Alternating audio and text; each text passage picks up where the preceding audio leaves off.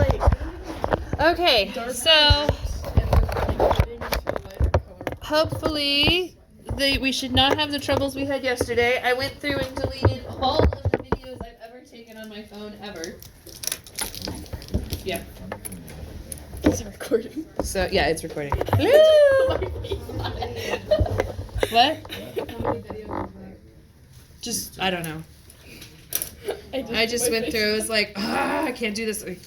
Like I had already fixed it so that wouldn't be a problem, and then it was a problem still. Do you know how to crop photos? Yes. Wait, was it recording earlier? Yes, it's recording now. It's recording. Okay. So yesterday we didn't get to the end, but yesterday we went over the passage where Laocoon dies. Yes. Okay? So now this is the part where everyone goes, "Oh my God! The snakes just came out and dead!" Okay? Right? You can put that in your screenplay someday. Just make sure you give me credit.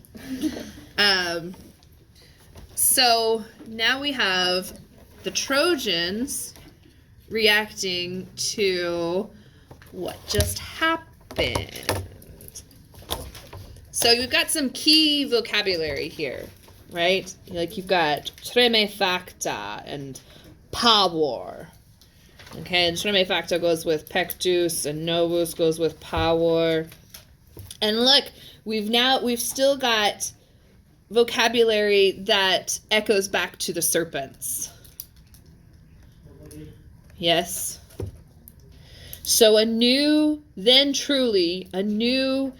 terror, power, yes, insinuates, understood itself through the trembling, it's not rippling pectorals this time, it's hearts, yes, through the trembling hearts for all. Okay, so that's a dative of probably reference.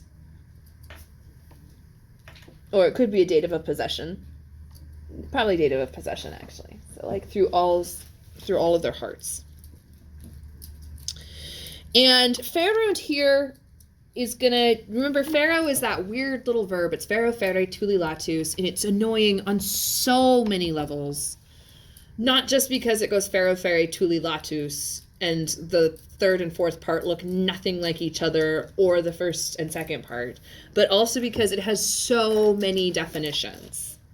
And one of the definitions it can have is to bear, like as in to speak or to say. So that's what's triggering this indirect statement right here. Okay, you see the infinitive, and you're like, why is there an infinitive? Because Pharaoh is being says again. Mm-hmm. Okay. So, and you'll notice expendice, that's the perfect infinitive. Everybody see isse tacked onto the end of it? That's how you know it's perfect. Okay. So they say that Laocoon deserved to receive such wickedness, basically is what it says. Yes, to pay the penalty is sort of the idiom that Fast Talker gave us, okay? But they're like, Laocoon deserved it! And why did he deserve it? Because the priest, okay, so this is still referring back to him, so then this is going to be subjunctive because, and this is going to be subjunctive because these are dependent clauses in indirect statement. Right? Everybody with me? Okay. So, and I can't remember if sacrum, I don't think sacrum means priest here. Oh, it's too early for cheaty book, but here we are. Those tiered readings, I'm sorry guys. I didn't think they would be as hard as they were. I thought it would be a lot simpler, and then I'm translating it like, So, I've actually just gone ahead and gone up to a different level that is closer to the actual Latin, but simplified, and it's going to make more sense, hopefully. Okay, so right now I'm trying to figure out what the heck is going on with sacrum. Because I don't think it means priest. It means holy, but I'm not quite sure where it goes.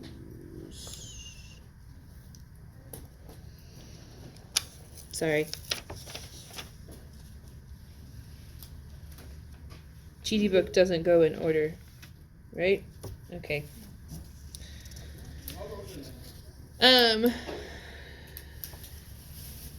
Oh, that's why. I'm so far behind. That's like the wrong line numbers altogether.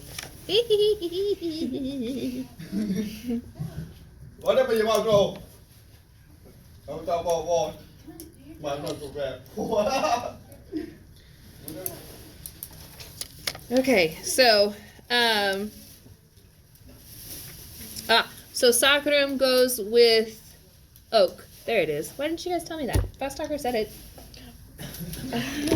Come on, guys. Okay. Okay, so who had hit or who had pierced the sacred oak, so that's your direct object, with the spear, and who had hurled the wicked spear, or with the point, cuspides with the point, right? And who had hurled the wicked spear in the back, or like at its back. Okay, so why is he dead? It's because he hurled the spear at the horse, and now everybody's mad. And remember, before Laocoon got eaten, they were arguing, should we bring it inside? Should we set it on fire? Should we roll it into the ocean? Or should we set it on fire and then roll it into the ocean? Right? Okay. So then after Laocoon got eaten for saying, are you guys crazy? What do you think is happening here? And he not only he got eaten, but his two sons were eaten as well. They were like, okay, well, clearly we can't do what Laocoon says because the gods say he's bad. So they say, yes, they say the statue must be led to the seats. That's a prepositional phrase.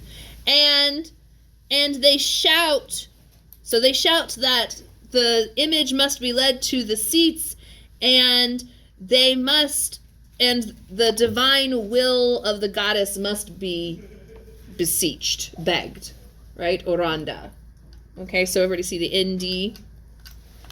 Okay, so that would be a passive paraphrastic, but you know it's missing in its essay. And you really don't need to know that it's called a passive paraphrastic. You just need to know that whenever you see that form, you're going to translate it as must be whatever the verb is. Must be verbed. Okay. So he goes on, and remember, who's the speaker? Aeneas, because we're in book 2, and who's the speaker of book 2? Aeneas is the speaker of book 2. Very good. Okay, so we divided our walls, and we opened the walls of our city. So in case you're wondering, why is he saying walls, walls? Well, you have muros and moinia, and one is like the outside walls, and then one is the inside walls. Like they have two different sets of walls. So they cut a hole in both, right? Okay, so we divided the walls, and we opened Pandemus, isn't that what Pandemus means? Yeah, close enough. We opened the other walls of the city. Acingunt omnes operi pedibus quae rotarum subiciunt lapsus. And everyone put ropes they gathered around for the work, and they put stuff on the slipping things, and then they used hempen ropes, is what he said, stupea vincula, okay, around the neck, and they put stuff on the wheels so that it could go into the city. Okay, so this is what we call foreshadowing. Yes? He keeps calling it like the fatalis machina. Yes? Pregnant with arms. Fecta armis. Teeming, pregnant with arms. The little children were running around. I mean, it doesn't say that exactly, but a paraphrase. Like the little children are running around and they're singing songs and they're throwing flowers, and you know they're rejoicing. The war is over, and these are the children, like the unmarried girls and the little boys, are the ones who would have seen the Trojans, or not the Trojans, would have seen the Greeks in their front yard every day for 10 years. Yes? And now they're gone, and there's this horse, and we're bringing it inside, and oh my, what a day. This day will be celebrated for generations to come, and maybe we'll have another horse that we bring into the city. Maybe this will become a tradition, except it's fatalis machina. They Yes? Sorry. The fatal machine. And why is it fatal? Because it is teeming with weapons. Okay? But they rejoice and they go around. And then that thing, meaning the horse, goes under, looming, and it's slipping over in the midst of the city. And then we get into our apostrophe. Okay, where again you have to remember this is Aeneas telling the story after the fact. It's like everybody knows this story. So is it really foreshadowing if you're telling a story that everybody knows and you're dropping all these hints? Like, oh no, they're bringing the machine into the city. No, don't do that. No. Right? Is it really foreshadowing or is it just hindsight 2020? There's a good essay for you. Yeah? Okay. So, like, no, don't bring in the beast. Don't bring it in. Okay? So they really did. And it's just 4 times. Anyways, we'll get to that in a second. That's in the next line. So, oh, fatherland, oh, house of rich Ilium, and the walls of Dardania, unbeaten. Uncluta doesn't actually mean beaten, but again, say whoosh and move on, yes? Okay. Mm-hmm. Unbeaten in war. So, like, he still feels like it's an undefeated city. Why do you think he still feels like Troy is undefeated? Because they won through a trick. It was through trickery. Yes? They won through a trick. And so it's just, So he's like, no, you cheated. Right? The Greeks cheated. That's not fair. Right. That's not fighting fair. That's not fighting according to the rules. You cheated. If you hadn't cheated, we would have lasted for generations in that city. Right? The walls are unbeaten by war. Took a trick. 4 times.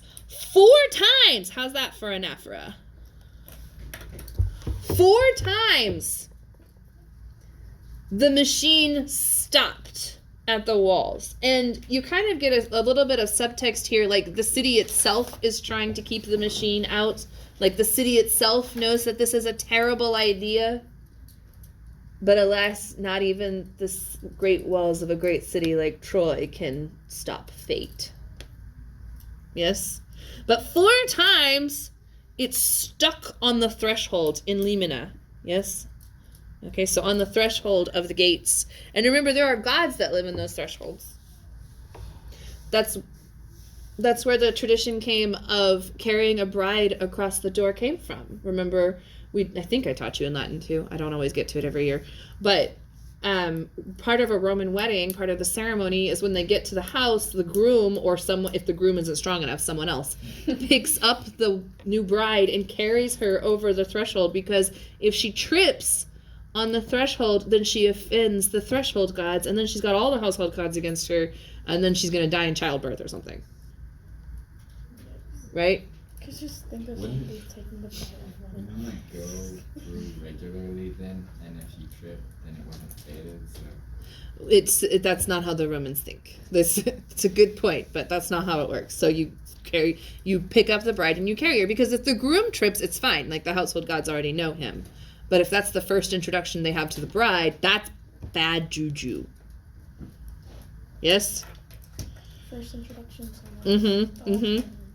Okay, so 4 times it stopped at the threshold, and 4 times the arms gave a sound from the belly. Drums in the deep. Yes, like we heard it. We could hear stuff in there. And we still pushed it and pulled it 4 times. Like not once, not twice, not 3 times, 4. 4 times. Okay? However, we stood forgetful and blind to the fury, to the rage, or to the madness. And we brought the unlucky monster. It's a monster. Monstrum. Okay? Everybody picking up. I'm trying to really make sure that you hear the diction in this. Yes? But all of these words that again are they foreshadowing or are they hindsight 2020? That's up to you to decide. That would be, like I said, that would be an excellent point to make in an essay. It's foreshadowing after the fact. And you can even say in your essay, Aeneas knows everyone who hears this story knows this story. So is he really foreshadowing, or is he just dropping hints to be like, yes, reader, you know what's going to happen. And oh, that terrible monster. Yes? Okay. Right? Yes. Okay, it's bringing your audience in a way that, only great authors can. So it's the unlucky monster stood in our sacred citadels. Then Cassandra. Oh, even Cassandra. Do you guys remember Cassandra and her story? Okay. What's Cassandra and her story? She was... Oh, that's later. That hasn't happened yet. That's later this evening in the story. Yes. Yes. Okay. So, remember Cassandra was engaged to Apollo, but like every other one of Apollo's fiancés, she realized that he's a giant jerk face and she doesn't want to be engaged to him because he can't think of anyone but himself.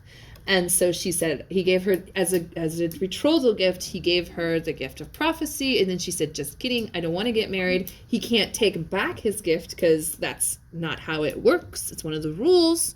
I wasn't there. I didn't make the rules, but he could change the gift by giving her a curse.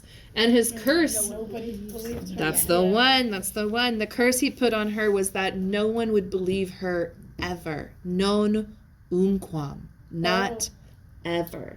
And then she predicted it, and then yes. Like, yes. So even Cassandra opens her mouths not ever believed by the Teucrians, by order of the god, to the future fates.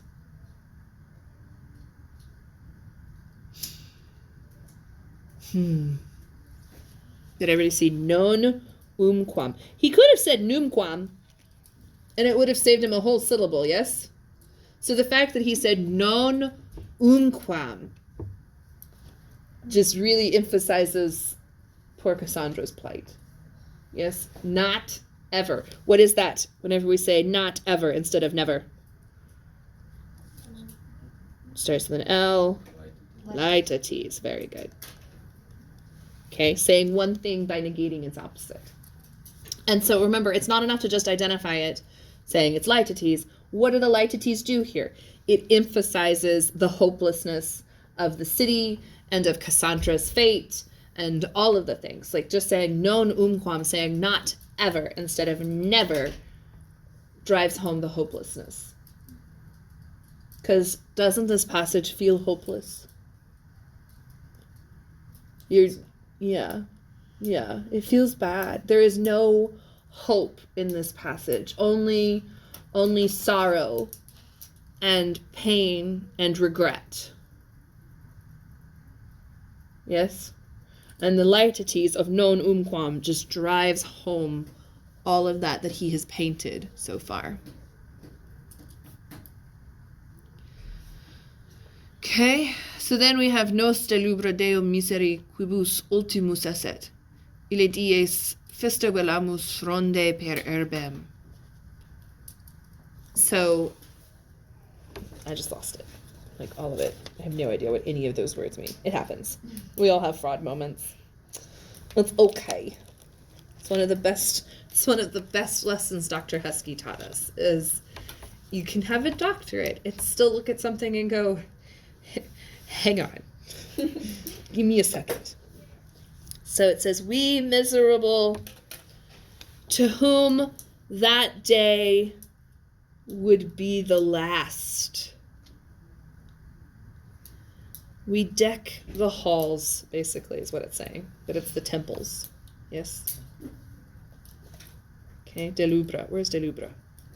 There is no delubra in this sentence. Yeah, it is. It's up They there. were- Oh, there it is. Our object is all the way up there. Very good. Okay. And this is actually not deum, but deorum. Yes? because it doesn't make sense to deck the gods. But it does make sense to deck out the temples of the gods. Yes? Deck the gods with frowns of flowers. No, with festive frowns. Yes. Festive fronde, right there. Yes? Okay, and then Misery, Fast Talker does a good job of telling you all this. Misery goes with nos, and of course that's the moose, and okay? So, everyone good with this is subjunctive, esset. I'm telling you it is subjunctive. Everyone okay with that? Mm-hmm. Everyone okay with how you would know that is subjunctive? If it looks like an infinitive with an ending stuck on it, it is. And that is subjunctive. Whether it is a present infinitive, that is imperfect, or if it is a perfect infinitive, then that is pluperfect subjunctive. But if it is an infinitive with an ending on it, that is subjunctive. Everybody with me? Now, one of the most common questions is why? Well, I would bet it is a relative clause of characteristic, but I don't know why it would be that. I need far. Where's far? He's not far. He's right here.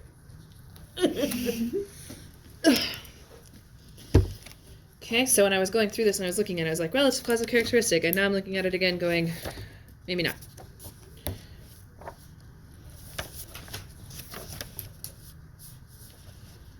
Okay. Asset. What line is that? 46, 7, 8. It is an adversative relative clause of characteristic with an accessory notion of cause. Don't worry about that. It's a relative clause of characteristic. Okay? So, remember, the relative clause of characteristic is the clause like, there are those who think Hayden looks like John Wayne. Right?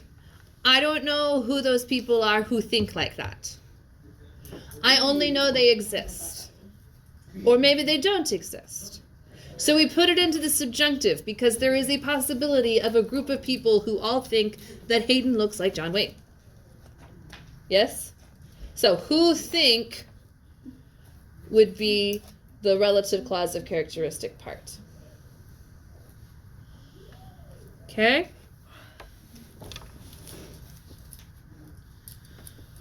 And that's the end. We could go back and do some more of yesterday that we didn't get to. You're not gonna finish that again. I don't know. We're past the part that gets me really, really excited and distracted. It's a heartbreaking part. The whole section. Bees! Bees! Everybody see the anaphora? Bees! Bees! So now we have twice, and then later we have four. I thought you were saying bees. Bees! Bees. I see it. Mm-hmm. And line 218. So Micaiah and Deja, I'm sorry. We got done and we have like a lot of time left. So we didn't get done with all of yesterday's. So we're going to go back and pick up yesterday's. Well, why didn't you just do yesterday's first? Well, because I didn't know I was going to have time to finish yesterday's. That's why. So did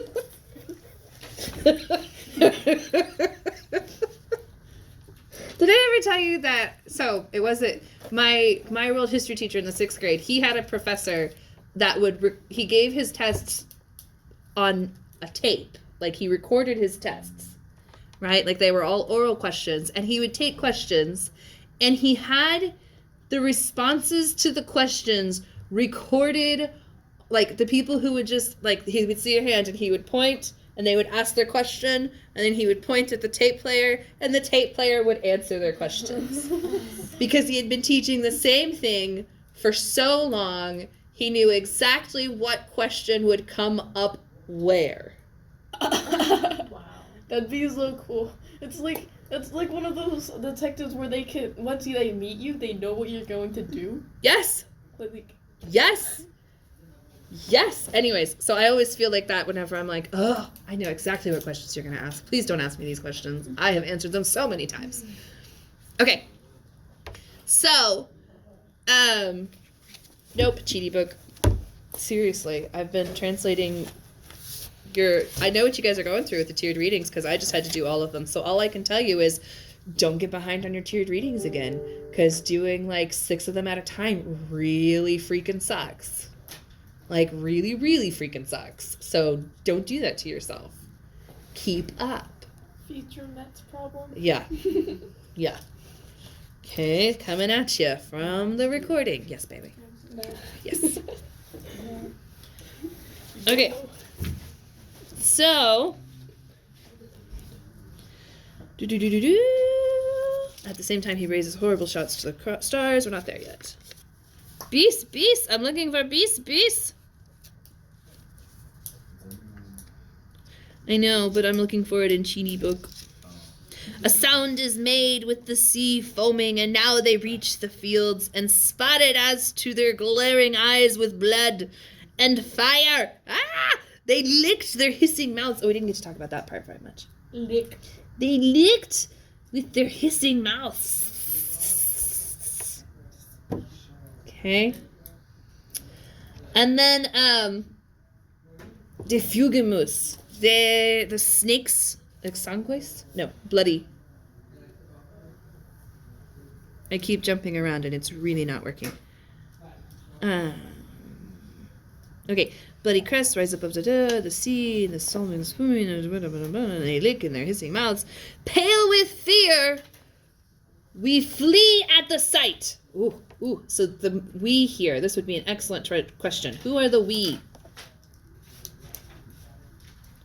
Don't make it too hard. Yeah, the people. The people, the Trojans, right? Okay, so we flee at the site or we flee from the site if you prefer. So those things, meaning the serpents, seek Laocoon in a sure battle line. And we did this yesterday. Okay, and we talked through all this part. But I'll just go ahead and read it here so that we can be refreshed. Okay. Pale with fear, we fly at the sight. They seek Laocoon in a direct course, like in a certain battle line.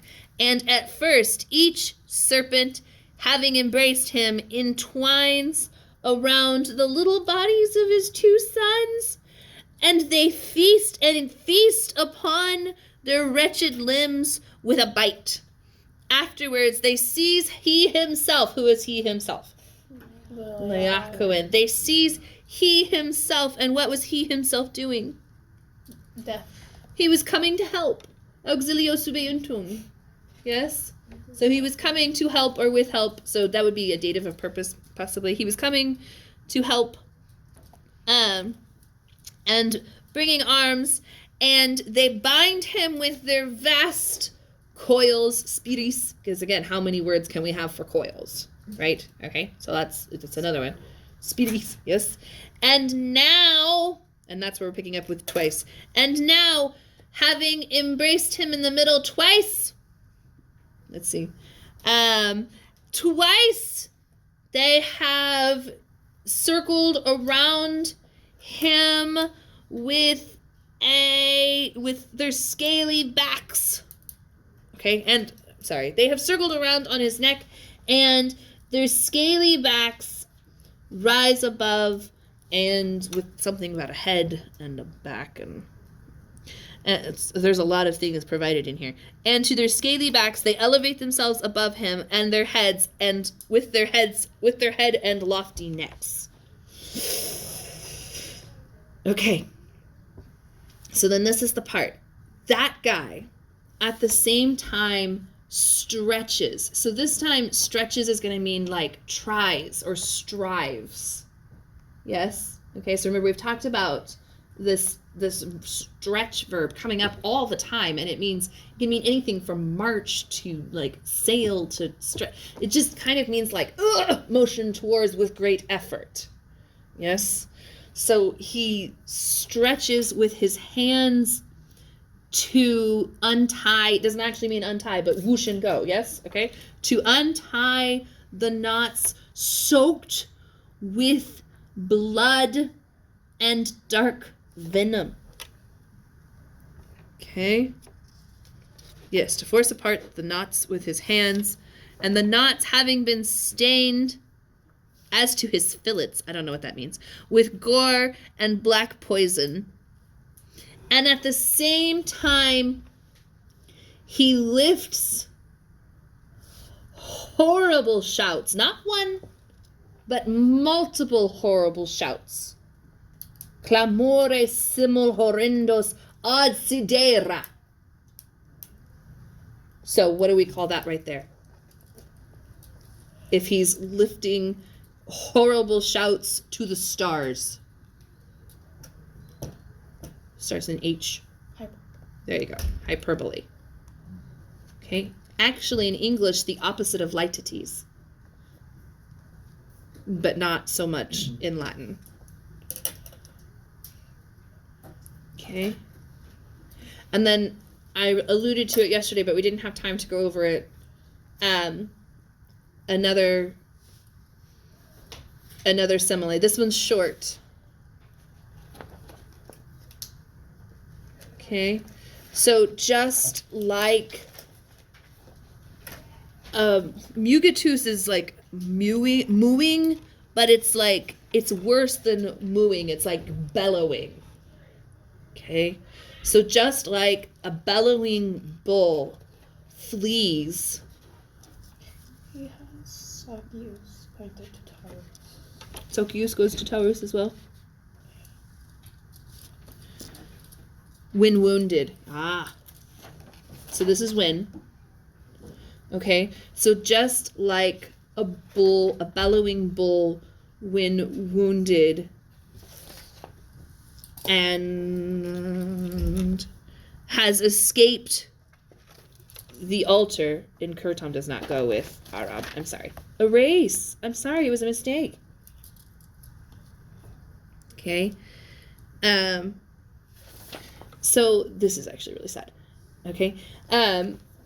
So when the bellowing bull, just like the bellowing bull, when wounded, escapes the altar, and the uncertain axe, and has shaken off, excusat, has shaken off the uncertain axe, secutum is the axe, from his neck. So I'm gonna make this less serious with this. You remember Nearly Headless Nick?